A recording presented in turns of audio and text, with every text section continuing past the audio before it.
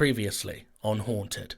Mr. Hunter, I am a huge fan. I've come here to ask for your help. My name is James Hunter. I'm a paranormal detective. I was gone for a while, but now I'm back, thanks to the tenacious efforts of the rather tiring Abigail Corbin. We are currently standing in the home of the Rawlinson family of Greenvale in the United Kingdom. The family are all deceased. The mother and father murdered by their only son, who then committed suicide. He uploaded this video to his Facebook page. I need you to know that what I did, it was to protect them. Don't listen to the radio. Whatever you do, don't listen. What was that? The front door. Somebody's here. Quick, in the wardrobe. All right, come out of the wardrobe with your hands up.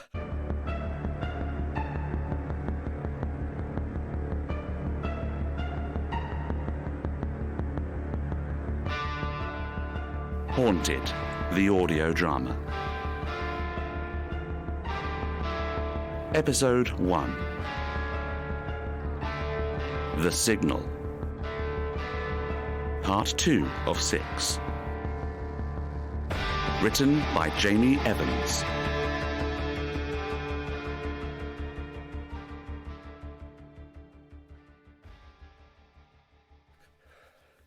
Come on out, now, slowly. Wait, it's me! Oh, Jesus Christ, Abigail. Do you have any idea how dangerous that was? One of the lesser experienced boys might have shot you. Doesn't sound like they're very good officers then. Dan, don't point the taser at him. You're him. Him? James Hunter. What is wrong with this town? I swear I've never had so many fans in one place. Oh, I'm not a fan, buddy. Oh, well, that's good. Wouldn't want me getting a big head now, would we? I'm sure she's done enough of that for you. She never shuts up about you. Hasn't done since we were teenagers. You two were together. High school. I thought you and your mum only just moved. Figures, right? All the towns in the UK and my mum gets a job when my ex has joined the police force. I tell you, it's not easy being a boyfriend with such a shining example of the ideal man to live up to. Couldn't quite measure up, could you? To a bloke chasing fibs and lies in old stately homes and calling it employment, don't make me laugh. I understand how that must have been embarrassing for you. But between you and I, the gun doesn't make up for your inadequacies. Will you both stop? Seriously? A pair of stags headbutting one another would be less testosterone-y. He started it! And I'm finishing it. We are here at the scene of a murder. Have some respect. Especially you. You're a police officer, Dan. Exactly. Now what are you two doing here? You know I was going to try and fetch James. Yeah, to town, not a lockdown investigation site. You know I could arrest both of you for entering the crime scene. Why would you do that? We did a better job of examining it than your lot did. Look at the floor. We moved the bed. I can see that. 1 second. He said sorry in the video as well. Regret after the fact? We aren't sure yet, although it certainly reads like it was intentional, doesn't it? Like he might have pre-planned the murders. It's like he was trying to save them. Huh? In the video you showed me on the line. On Facebook. Whatever. In that video he said, protect them. Like he felt he was protecting his parents by murdering them. Protecting them from what? That guy definitely had a screw loose. I've been through some of the stuff we recovered from here. Pages and pages of notebooks filled with all sorts. He keeps going on about not listening to the radio. He said that in the video as well. What could be so scary about the radio? Have you heard today's top 40? There were also sketches, doodles really. Horrible faces and symbols, just like the ones here. What sort of symbols are they? Pagan? Celtic? Something further abroad? How the fuck would I know? Didn't you go to school? Listen, I am about 2 minutes away from marching you down to my car in handcuffs. We'll look at the symbols later. What else, Dan? Was there anything else? There are several diary entries in there as well. He talks about he and his friends taking a trip out to Hangman's Woods. Hangman's Woods? On the edge of town. Great big trees with thick foliage, so it's dark in there even during the day. Way back in the Middle Ages or something, there was a judge who lived in the town who liked to sentence people to be hung in the woods. The bodies were reportedly just left there for the wildlife to... Of course this town would have something like that. Every small town does. Well, something happened out there because everything goes to hell right after. Reading his diaries, though, it's like he was mad to begin with. He keeps talking about a water stain in his room that keeps growing, but nobody else can see it. Yeah, I can't see anything. Officer Cowell, come in. Do you copy? I'm receiving. Stacking up today. Dr. Bard has called in sick, so he won't be able to do the autopsies on the Rawlinson's family. So the gov's pretty angry. Isn't there another doctor in town who can do it? That's a negatory, Dan. Gov needs you to get over to 45 Pelham Street. There's been murder doesn't quite cover it. Fire crew are on site putting out what they think is an arson attack right now. They've confirmed at least 2 bodies inside so far. Maybe more to come. Look, I'm on my way. 45 Pelham, we can follow you. Absolutely not. Don't be ridiculous. You two are going to the station. We aren't done talking. I'm not done looking around here. You either report to the station and wait there for me now, or I come with a warrant and arrest you both later. Your choice. Dan, come on. You can't be serious. Dan! That's your boyfriend. Ex-boyfriend. Besides, as much as neither of us wants to hear it, he is right. I physically felt your pain saying that. I know. I hate it. But what else can we do? We're civilians. People are being murdered. Maybe it isn't the worst idea in the world to stay out of it. Okay. Okay. Okay. Let's go to the station. Okay. Okay. I don't like this. Something's wrong. What are you up to? Me? I don't know what you mean. It must be really bad. Look how busy everyone is. Well, we're going to use that to our advantage. What do you mean, to our advantage? How strong is your stomach? So-so. Why? You might regret stopping for that donut on the way here. Uh-oh. I'm sorry. Members of the public aren't allowed down here. I'm going to have to ask you to turn around. This is exactly where we're supposed to be. Sir, this is the morgue. Trust me. You don't want to see what's in there. James... Let me show you my ID. I'm the doctor. Oh, sorry, sir. We usually have Dr. Bard come down and do our autopsies. Yes, Bard, good man. Unfortunately, a little under the weather himself today. I know, doctor's getting sick, whatever next. And, who's this young lady, sir? I'm his assistant. Assistant? She's a medical student. This is Dr. Streisand. Streisand? Yes, like Barbara. Huh. Is there a problem, officer? It seems like it's a really busy day for you guys here, and I'm sure the chief wouldn't want to waste his time trying to clear all this up now, would he? OK, well, go on in. Thank you. Oh, I knew it'd be cold in here, but jeez. Believe me, you don't want it any warmer than this. Have you ever smelled anything dead before? Nothing human. Not long after my mum and I moved here, I was walking in the woods and I found a fox that had died. It had already started to rot, so... Well, imagine that, but worse. Can you tie this apron off for me? You aren't actually going to, do an autopsy, are you? Maybe I am. I haven't quite decided yet. Don't get me wrong, I love how smoothly you lie to the guard, and I remember in one of your books you mentioned the fake IDs that can get you places. You just have to have the confidence to sell it. Now, let's see. Burns, Ketchum, Poole... Rawlinson, Mark. Ew. How unusual. It looks like the autopsy's been started but not finished. They really must be busy in this town if the coroner left in the middle of the autopsy. Hand me that scalpel, would you? I was talking more about his face. Yes, the eyes are missing, both of them. Fascinating. Fascinating. Well, you said he did this to himself, yes? Cases of self-enucleation are rare. Look, both ears as well, they've been cut right off. Don't listen to the radio. Trying to dull his senses to prevent the sensory input?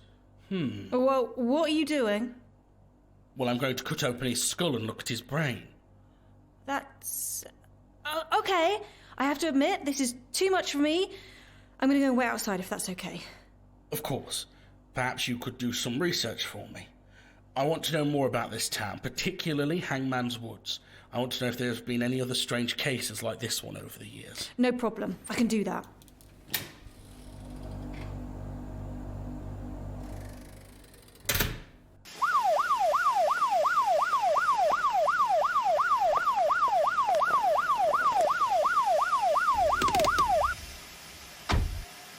Fucking hell. What happened here?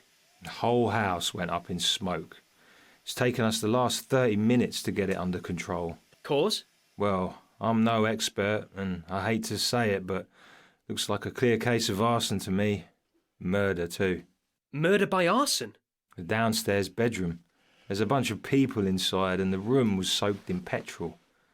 A goddamn trail of it leading out of the door so the killer could light the match and get away. Any ID on the victims? The house has been empty for 2 years. Mostly squatters, we think. There's one guy we're pretty sure is Jason Harold, though. Mark Rawlinson's friend? Yep. We can tell because of the distinct facial piercing. The 2 lip rings and stretched earlobes? That's right. There's more. Come on in. Mind your head there. The door frame's partially collapsed. Oh, it stinks in here. Of course it does. 5 people got barbecued. This is your first time with a burner? Well, I certainly don't make a habit out of it. Here we are. My God. Terrible, isn't it? This one is Jason Harold? We think so. No ID on the others yet? No, none. But, check out their ears. Ears? All of their ears are blocked. What is that? That's wax. Candle wax. They all tried to deafen themselves. Are you sure the killer didn't do it? I guess he could have, but why bother if you're going to kill them all afterwards? That's not the only thing. Take a look at this.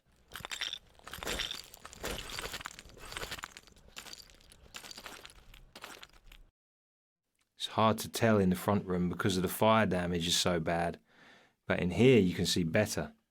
They've scribbled these symbols all over the walls. Oh my God. Yeah. We're not quite sure yet if that was done by the victims or the killer. I'd wager the victims did it, because it would take a good bit of uninterrupted time to draw all of this. Why would they do that? Who knows what these people are into, man? Get your crime scene boys in here. I bet you'd find these guys were all dope fiends. If the fire didn't burn it all away, of course. There's more to it than that. Why are you freaking out? Because I've seen that symbol before.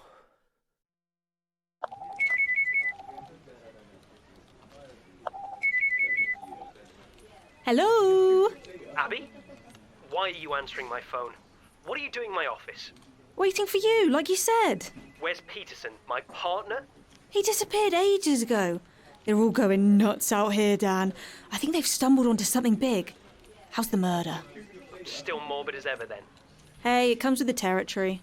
Oh, Christ, I don't want to end up on your podcast. Don't worry, I'll change your name. Something cool like Don Carlyle. Never mind. Abby, listen to me. There's 5 people here, one of whom is almost definitely J. Harold, one of Mark Rawlinson's friends, who was out there in Hangman's Woods with him. They're all dead, Abby. Oh my God. There's something else. On the wall of the house, somebody's painted a symbol. It's sort of weird looking, like a large circle with 2 short lines sticking out of the bottom. In the centre, there's like the curly part of a question mark and a dot with 3 more short lines coming off of it. I've seen it before. It was scribbled all over... Mark Rawlinson's diary. Yes. How did you... I'm reading it right now. Abby, that is police evidence. Do you have any idea how much trouble you'll be in if you're caught? Hell, how much trouble I'll be in if you're caught? I was bored and left alone in this office. Alone? Where's James? I don't think you want me to answer that. Oh, God. Right, I'm on my way now. Don't move. Uh-oh.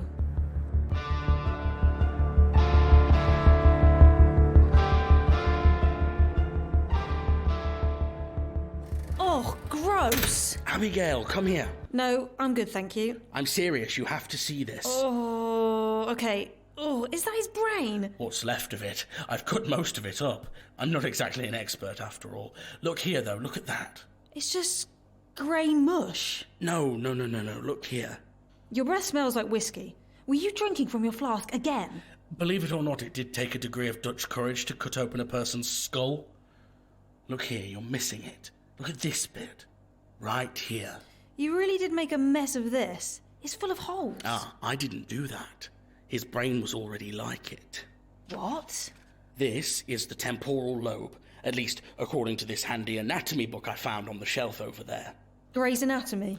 This is the part of the brain responsible for translating sounds that are heard. Sounds, you say? Yes, why? Well, I've got news for you then. Look at this. What is it? It's a notebook that belonged to Mark Rawlinson. He used it to write lyrics for his band until after the night in the Hangman's Woods, when he suddenly starts using it more like a diary. Look, it's filled with scribblings he did, becoming more and more erratic the closer they get to the date of the murder-suicide. This symbol here pops up the most often. This circular thing? And Dan just found this symbol at his crime scene, along with J. Harold, one of Mark's friends who went into the woods with him. So the deaths are related. I don't get what that has to do with sound, though. It's something he wrote in his diary. He writes about this strange frequency they picked up in the car radio whilst they were out there. He says it only lasts a few seconds, 30 at most, and they couldn't find it again afterwards. This strange sound, though, it affected him on a deep level. It's like it invaded his brain. You know, when a song just digs its way inside your head and you can't stop humming it even if you wanted to. That is awful. A week with Hit Me Baby One More Time stuck in your head is bound to make anyone homicidal. Ha ha. This was some serious shit. It sounds like he eventually started to hallucinate. Listen to some of these entries. November 2nd. There's a stain in my room. A water stain. Like something above my room is leaking through my ceiling. I got Dad's ladder out and climbed into the attic, expecting to find a leak in the roof. But there was nothing. The stain remains. I asked Mum about the stain, but she said she can't see it. I pointed and pointed, but she was looking. But she insisted I was playing a joke or something. Why can't she see it? It's getting bigger. November 3rd. I wish we'd never gone to the woods. I wish we'd never heard that broadcast. It's inside me. In my brain, I can feel it. I can hear it. All the time. Nights are the worst. When the world goes quiet, it reappears like hundreds of tiny voices in my mind. Whispering, enticing, cajoling. I try my best to shut it out, to drown it out with more noise. Music seems to work for a while. Loud and heavy. I feel sick. Not at all well. I've no appetite, nor energy to do anything. I feel so scared. I'm afraid I won't see Melissa again. I hope she isn't like this. I hope Jay and Paul are okay too. They're in my room now. I managed to sleep briefly, and when I woke up, there they were. They were staring at me, whispering. All of them making the noise. All of them transmitting the signal. All of them saying the same thing. I can't block it out. Can't block. Can't.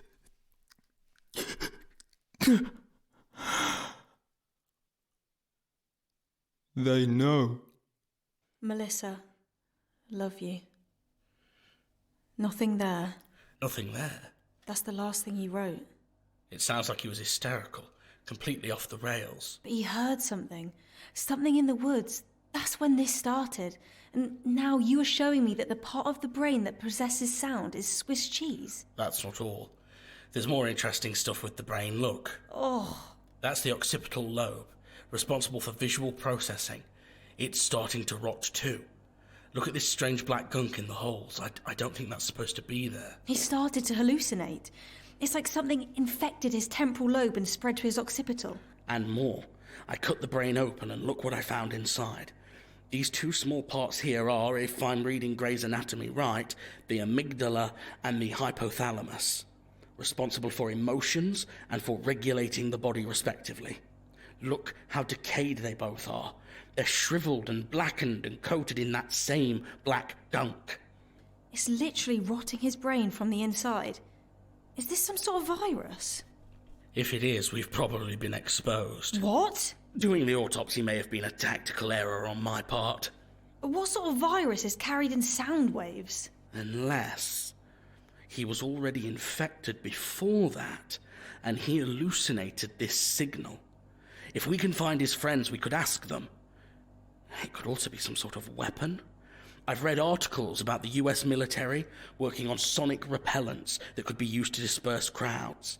I suppose it's possible somebody could be experimenting with similar technology with unexpected side effects. And are we positive it isn't supernatural? Abigail, you've read all of my books and all of my articles. I've done over 100 paranormal investigations, and I have never found evidence of actual supernatural activity. You've never investigated anything like this, though. Maybe not, but I think we need to... Dan! You two are in a world of trouble. I cannot believe it. Talk about stupid, about reckless, about illegal. Do you have any idea what sort of trouble we're all in if it gets out that you were tampering with evidence and some washed-up nutjob author was conducting an actual autopsy? In my defence, I can't believe one of your officers actually fell for that fake idea. Oh, don't you dare! I ought to arrest you. Weird guy with a history of interest in the occult turns up and suddenly I've got murders and symbols all over the place? Sounds like you might just be #1 suspect. James wasn't even in town during the Rawlinson murder. He was 100 miles away. Did you even give one thought for her safety, Mr. Hunter? When you were lying to police officers and cutting into a body that, it now appears, might have a toxic substance in it? Did you spare one thought for the safety of the girl who is your biggest fan? The girl who idolises you? I didn't think so. I joined the police force to make some real-world difference, not to get caught up in some X-Files bullshit. This case is insane enough as it is. I don't need any more on top of it. Dan, you're not going to believe this. What? We got a call from a witness. Reckons they saw a strange person leaving Pelham Road carrying a petrol can, brazen as anything. Guess the freak had their face painted up like a clown. Are you kidding me? Now there's a fucking clown mixed up in all of this? God, I must be dreaming. I must be. How much stranger can this get?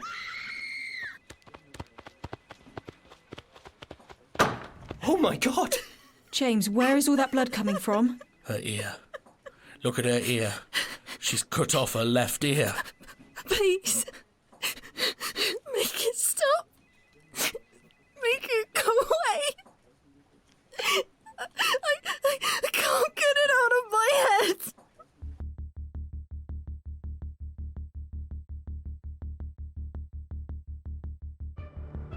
Starring Jamie Evans as James Hunter and Isabella Barbieri as Abigail Corbin. With special guest Luke Hunter as Dan Cowell. Also featuring Harry McElroy, Edina Fisher-Allen, Tom McCarthy, Ben Lettieri.